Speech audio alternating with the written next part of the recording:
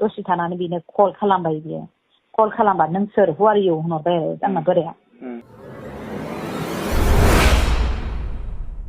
ओमफ्राय बिसआव आंनो इंलिसखौ होबाय थायो नालाय बे रायलायनाया थारमाने हिन्दीखौ लिरनो रोङा नालाय इंलिसनि लिरना हरबाय थायो आरो बेयो ओमफ्राय आंहा इंलिसखौबो रोंजोबा आं हिन्दील' रोङो आरोखि ओमफ्राय बिसआव बेयो इंलिस हरोबा आङो बिदिनो आङो माबा ट्रान्सलेट खालामै नायनानै हिन्दी लिरना हरो तेरा बाप यहाँ छोड़कर गया था कि तेरी माँ हरो आरो ओमफ्राय दाना मा खालामबाय बियो ओमफ्राय हु आर इउ उनाव बुंबा रायजोफोर खुलुमबाय आरोबाव फिथांखि ब्लग इउट्युब चेनेलनिफ्राय रायजो राजा बयनिसिमबो गोजोननाय बावहरग्रोनाय जाबाय रायजो राजा नोंथांमोन नैबे सप्तासेयावहाय जोंनि बर'फोरनि गेजेरावहाय सासे मोसौ दामब्रिनि थाखाय ओरैबायदि दावराव ससियेल मिडियायावहाय जोङो नुगासिनो दङ इउट्युब फेसबुक जायनि मुङा फैसालि ब्रह्म बे फैसालि ब्रह्मनि सिगांनिफ्रायनो भिडिअफोरखौहाय आङो फेसबुकाव नायबाय थाखायोमोन नाथाय माबायदि आखल जाथावना आं बेखौबो सानखायोमोन रायजोफोर नाथाय एसेबां मोजां धोन सम्पति थाखानानैबो एफाबां मोजां सासे हौवा मोननानैबो फिसा फिसौ थाखानानैबो मासे मोसौ दामब्राखौहाय नागिरनानै थांनाया जोबोद गोरोन्थि जादों दा आं खोनानो मोनदों बे दामब्राजोंहाय इन्जय खालामखांनायनि उनावहाय बे मानसिया फैफिनगासिनो दङ जाय दामब्राया लन्डन आमेरिका सुइजारलेण्डनि बाथ्रा बुंदों बे दामब्राया जिर'नि मानसिसो रायजो मिथिबाय दा बे दामब्राया सासे G4 यानिखि ग्रुप 4 सिकिउरिटिसो होननानैहाय जोङो मिथिनो मोनदों बर्थमान प्रेजेन्टआवहाय बियो हटेलाव खामानि मावगासिनो दङ होननानैबो खोनादों गवायावहाय गवायानो आमेरिका जाबाय नामा रायजोफोर गवायानो सुइजारलेण्ड जाबाय नामा गवायानो लन्डन जाबाय नामा मा एसे जाम्बि इसेबां गोरों इसेबां धोनिनि सासे आइजो जासेयावबो मानो इसेबां थगायजाखो दा बेनिखायनो आं सानदों बे आइजोआ धोन सम्पतिनि थाखाय बेजोंहाय थाङाखै एकमात्र गावनि लुबैनायखौ सुफुंनो थाखायल'सो बे हौवाजों थांदोंमोन दिनै बिनि आखलखौहाय बिनि केरेक्टारखौ बिनि थासारिखौ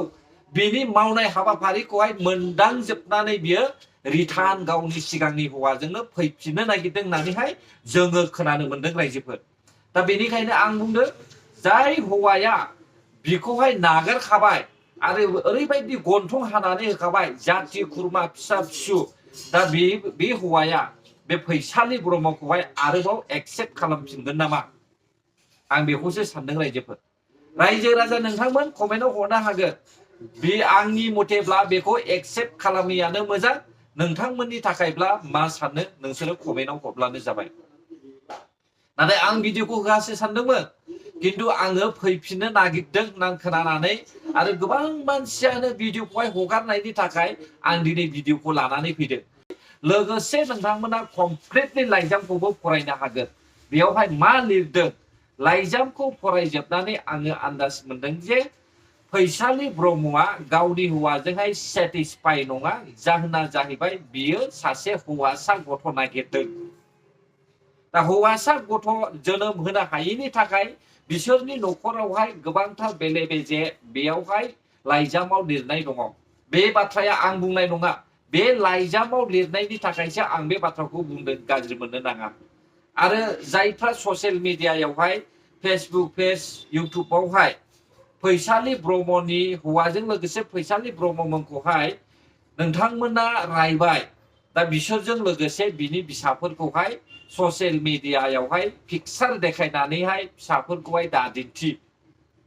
मोजां जानाय नङा गाज्रि जागोन बिमा बिफाया नांलाय खमलाय दावराव जादों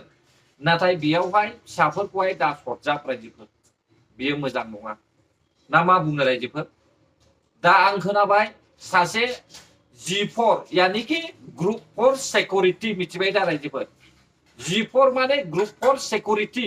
ग्रुप 4 सिकिउरिटियावहाय सिगां 2013 मायथाइयावहाय गवायावहाय बियो मावदोंमोन ओमफ्राय दा प्रेजेन्टआवहाय हटेलाव मावगासिनो दङ होननानैबो जोङो खोनानो मोनदों कमप्लिटलि नोंथांमोना डिटेल्सजों लोगोसे प्रुफजों लोगोसे नोंसोरो भिडिअखौ खोनासंब्लानो जाबाय लोगोसे लाइजामखौबो जोबजासे फरायलांफाब्लानो जाबाय अब्ला फै जोङो बिनि रावखौ खोनासंनि मा बुंमारदों हेलौ हेलौ हेलौ दासो खोनाबाय औ खोनाबायना दासो खोनादों आंबो नै मोजां औ औ ब्रादार ओमफ्राय थारमाने बुस्थुआ जाहैबाय आंबोथ' खोनादों खोनानाया गवायाव दंहै होननानै ओमफ्राय मानसिया मा गवायाव दं आरो ना गवायाव दंलै गवायाव दं गवायाव दं आदसा मानसिया मा हाबा जाखानाय नामा हौवायाबो हाबा जाखानायलै हौवाया बे आं दे जेब्ला आइडि हरदों ना औ नोंनो बेयाव सब गामिनि एड्रेसखौ गवा गभर्नमेन्टआव नायगिरबाथाय सब आइडि एड्रेसखौ बिनि गामिनि एड्रेसखौ मोनजोबो आदसा जेराव रुम भारा थादों बे परबरिमाव बे समाव 2013आव बे समाव बियो फैनानै सिकिउरिटि मावफैदों बियो आदसा बे सिकिउरिटि मावनाय समाव रुमनि मालिकनो एप्लिकेसन होनांगौना पुलिस फर्म खालामनायाव बियो गावनि न'खरनि आइडि नङाबा बे पुलिस फर्म खालामनो हाया नालाय एप्लिकेसन होमबासो रुम भारा थानो मोनो ना ओमफ्राय बियो जाहैबाय बे गभर्नमेन्ट कर्ट बाद बानायनायावबो बिदि नांगौ जायो थारमाने आरो जोंनि आसामनिनो प्रुफ नांगौ जायोना ओमफ्राय बे प्रुफआव बिखौ गामिनि डिटेल्सखौ मोनजोबो आरो नागिरनानै थारमाने होमबाथ' बे दुनियाखौ जामासो बानायगासिनो बिसोरो इउ एस थांदों होननानै थगायदों इउ एस गैया इयो गवायावसो सिकिउरिटि मावखाग्रा इयो दा माबायाव मावो रेस्टुरेन्टआव खामानि मावो बियो मानसिया आदसा ओरैनो लोगो मोनखांखाबाय आरो ना नोंसोरो आगोल लोगो मोननाय माने आंनि लोगो बङाइगावनि सोमखोर होननायाव हरदों आङो थारमाने बिसोरलाय आंजों थादोंमोन 2013आवनो सिकिउरिटि मावजाबनाय होननानै बेनिफ्राय आरो सोमदोनाबो हरबाय बिबो आंजोंनो दंफायोमोन बिराद आंजोंनो आगोल लोगो मोनखानाय खामानि मावनायाव होननानै बेनिफ्राय आरो दा बियो दा उमुक थुमुक जागासिनो दं होनना बुंबाय पाहारलिम दङ बिसोरो पाहारलिमखै दङ आदसा पामुलि होननायखै दंसो थारमाने बिसोरनि पुलिस थानाया माबा गोलैदो कुलुवा गोलैयो कुलुवा गोलैयोना दा बिसोर जेराव दङ इसोर जेखै दङ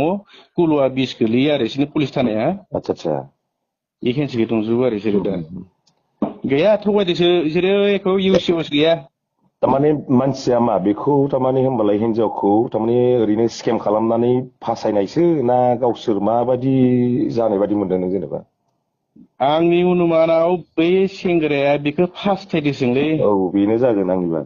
फासथायदो थारमाने बिनि गोसोखौ जेसे हागौ थारमाने बोनानै खिलायनाय इन्जय खालामनोसो लुगैनाय खालामना लानाय जे बिदिसो एख' गैया बियो सेंग्राया इयो खामानि मावग्रासो इयो थारमाने नों हिनजावाबोथ' बुजिनांगौमोन ना सासे मोजां न'खरनि मानसि बियो एफा मोजां आरो बेबो एफा बेबायदि मानसिनि माबायाव गोजावलाबायनाय मानाय बिदिथ' जानो नाङामोन ना बियो